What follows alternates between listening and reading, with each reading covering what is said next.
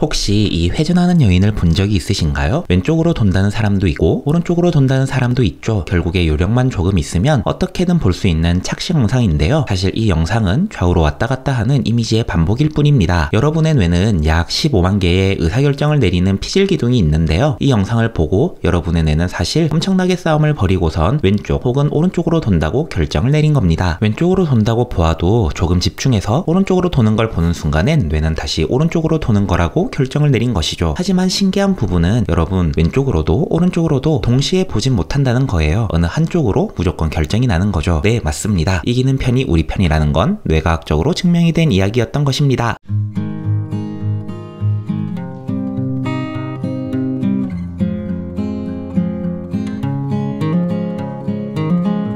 안녕하세요. 북극사집에 와주셔서 감사합니다. 곰사장입니다. 오늘 아무 말이나 해볼 책은 1000개의 뇌입니다. 우리의 뇌는 어떻게 동작하는지, 그리고 AI가 우리의 뇌처럼 동작하려면 어떻게 해야 하는지를 설명하는 책입니다. 주고 싶은 별점은 4개. 이 책의 장점은 뇌과학, AI의 이야기가 무척 재밌습니다. 그리고 처음 듣는 이야기를 재미있게 풀어냈어요. 논리가 무척 단순하고 정연하며 사례도 알기 쉽게 가득해요. 추천이 조심스러운 부분은 풀어지는 용어들이 조금 어렵습니다. 대중을 대상으로 한 독서로는 아주 조금은 어려운 감이 있습니다. 그리고 개인적으로는 마지막 3장이 좀 사적으로 느껴졌어요. 추천을 드리고 싶은 분들은 뇌과학에 관심 있으신 분들, AI에 대한 의견이 보고 싶은 분들입니다. 물론 저는 빌 게이츠와 리처드 도킨스가 추천을 했고 표지가 너무너무 예뻐서 이 책을 고르긴 했는데요. 그러니 본격적으로 책을 보기 전에 표지부터 같이 살펴보실까요? 표지와 책 등의 디자인이 정말 예쁘지 않나요? 특히 책 등에서 책 뒷표지로 넘어가는 디자인이 왠지 너무 저의 취향입니다. 그리고 아까 말씀드렸듯이 빌 게이츠가 2021년에 책으로 뽑았다는 말과 리처드 도킨스가 서문을 써줬다는 말이 적혀 있습니다. 이 말에 저는 이 책을 골랐네요. 그리고 저는 오랜만에 접하는 똥종이 책입니다. 아니,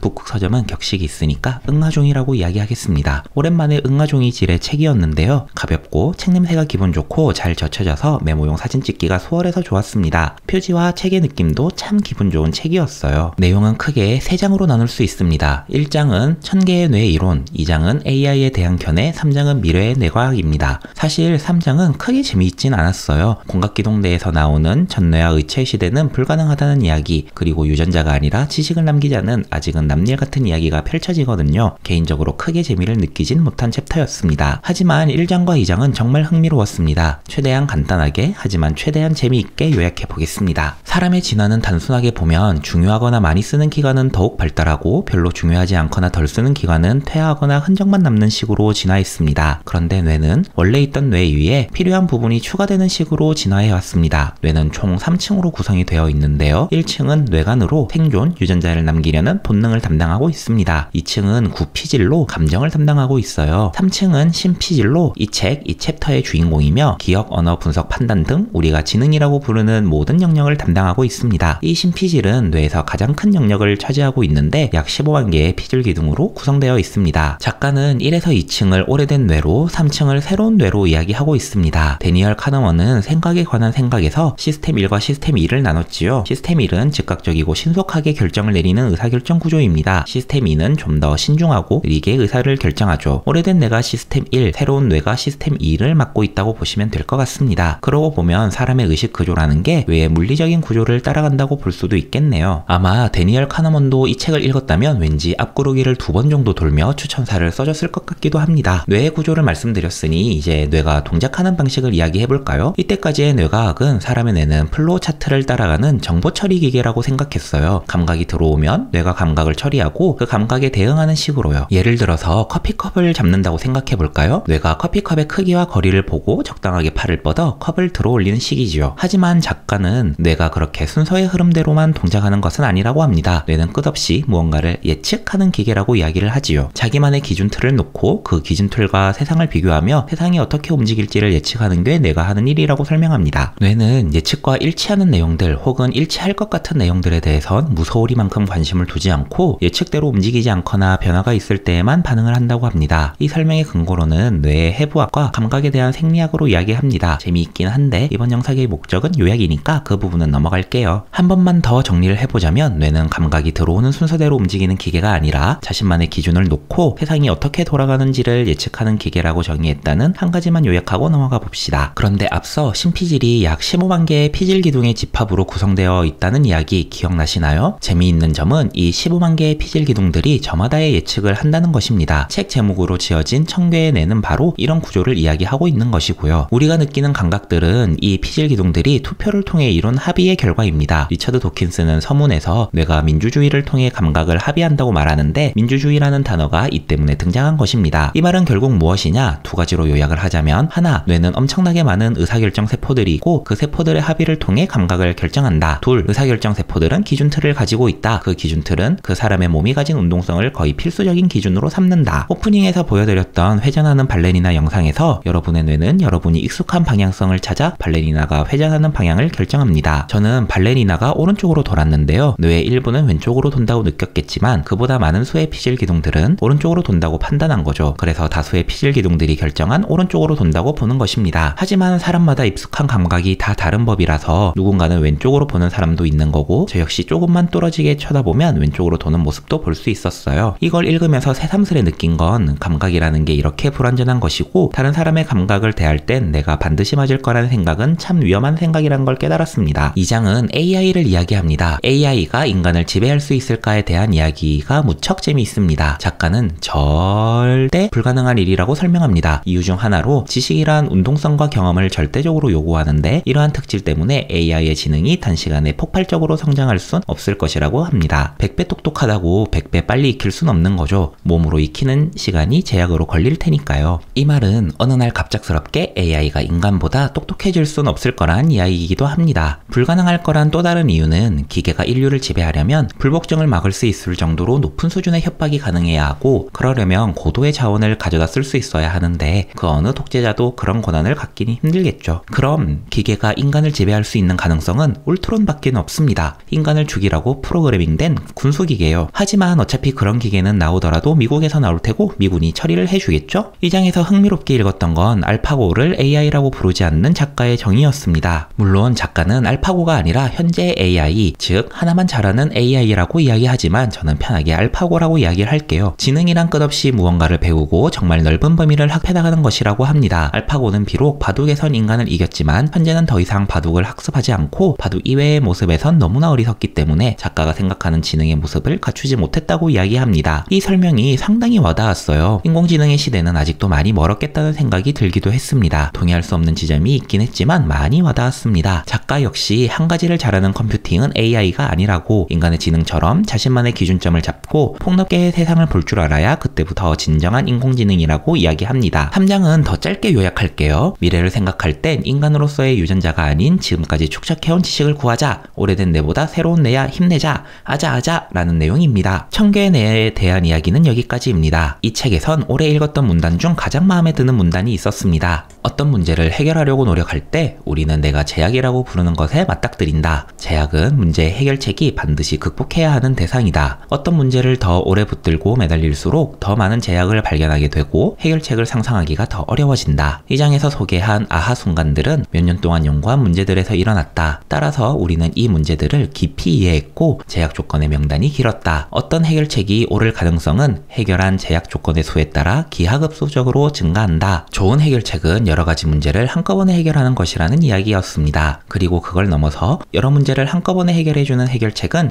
신뢰할 만하다는 이야기이지요. 작가의 내과학 이야기보단 작가가 프로젝트를 진행하는 이야기가 개인적으로는 훨씬 재미있었고 그 과정에서 좋은 해결책이 무엇인가에 대해 한 번 더 고민하게 해주었어요. 다른 이야기도 좋았지만 이 문단 하나만으로 참 오래 기억될 책이었습니다. 함께 해주셔서 감사합니다. 다음에 또 만나요.